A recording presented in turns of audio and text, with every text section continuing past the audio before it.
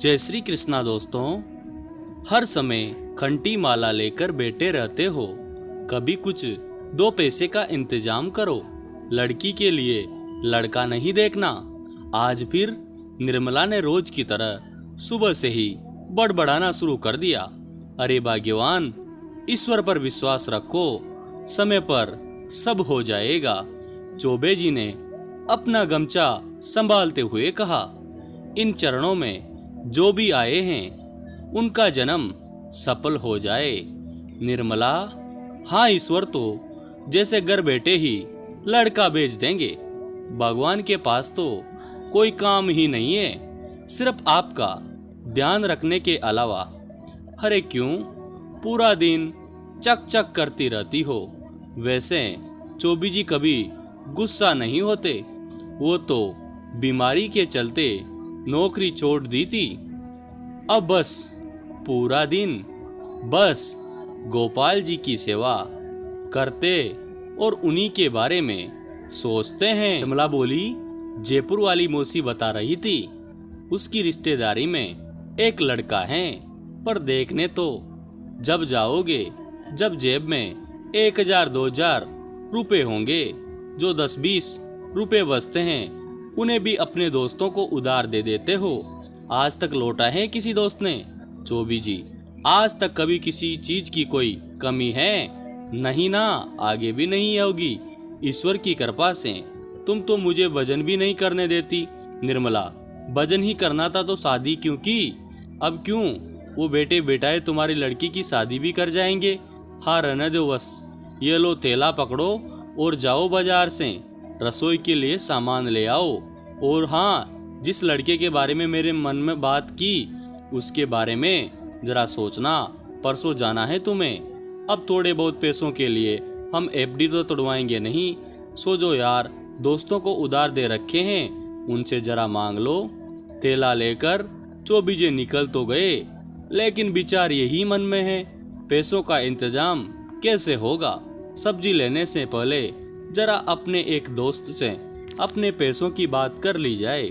जिस दुकान में काम करता है वो भी पास ही है। मोहनलाल ने अपने मित्र को देखा तो गले लगा लिया। अरे चौबी जी, कैसे आना हुआ? चौबे जी, कुछ ना भैया, कुछ समस्या आन पड़ी है, पैसों की सख्त जरूरत है। अपने ही पैसे चौबी जी ऐसे मांग रहे हैं जैसे उधार मांग रहे हो। देखता हूँ साहब तो बीमार हैं, 4 दिन पहले ही दिल का दौरा पड़ा था, अभी 10 दिन पहले ही विदेश से आए हैं। वैसे तो ऐसे 6 रूम हैं उनके पास, पर चलो 1-2 दिन में आएंगे तो मांग करके तुम्हें दे दूंगा। और बताओ बिटिया ठीक है? कैसा चल रहा है उसका योगा क्लास? बढ़िया चल रहा है। सुबह 5 बजे जाती हैं, पूरा 5000 कमाती हैं। चौबी जी ने बड़े गर्व से कहा, सर्वगुण संपन्न है जी हमारी लाली। केबिन से बाहर निकले ही थे, एक जगह नजर टिकी गई, इतनी सुंदर मूर्ति गोपाल की है। चौबे जी अपलक देख रहे थे, जैसे अभी बात करने लगेगी।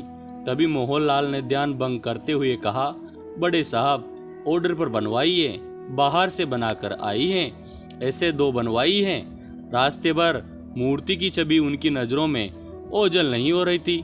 काश वो मूर्ति उसके पास होती। भूल नहीं पा रहे हैं, काश अगर उनके पास होती।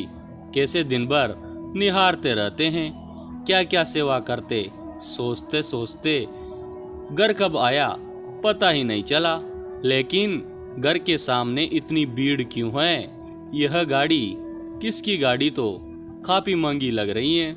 अपने घर के दरवाजे में घुसने ही वाले थे कि थैला हाथ से छीनकर निर्मला ने मुस्कुराकर उनका स्वागत किया। कौन आया है?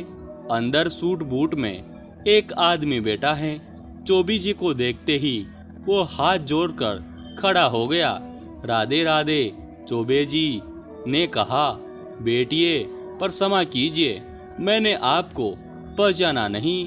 अरे आप कैसे पहचानेंगे, हम पहली बार मिल रहे हैं। उसने बड़ी शालीनता के साथ जवाब दिया। जी कहिए, मैं आपकी क्या सेवा कर सकता हूँ? दरअसल मैं आपसे कुछ मांगने आया हूँ। सीधा सीधा बताइए चोबी जी, सोच में पड़े थे जाने वो। क्या मांग ले, और इतने बड़े आदमी को मुझसे क्या चाहिए।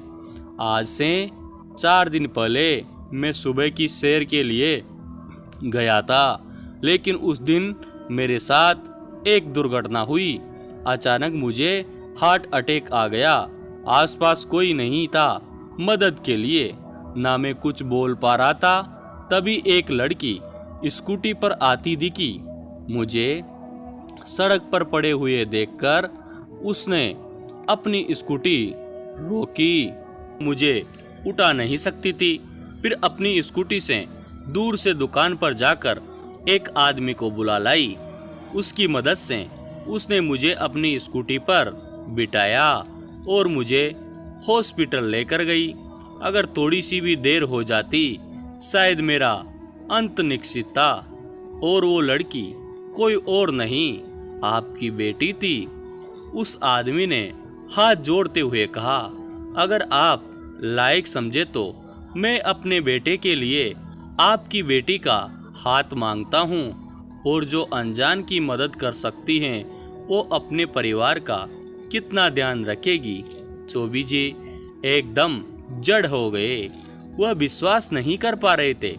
हे ईश्वर, क्या यह सब सच में हो रहा है कि मुझे किसी के दरवाजे पर न जाना पड़े। इस स्थिति से बाहर निकले भी नहीं थे कि तभी उन्होंने अपने पास रखे हुए बैग में से एक बॉक्स निकाला। उन्हें देते हुए कहा कि शगुन का एक छोटा सा उपहार है, मत करना। चोबी जी ने खोलते हुए देखा, इससे वही बाल गोपाल की मूर्ति थी जिसे अभी शोरूम में देखकर आए थे, जो आंखों के सामने से ओझल नहीं हो रही थी। जिसे देखते ही मन में एक ख्याल आया था कि काश मेरे मंदिर में होती।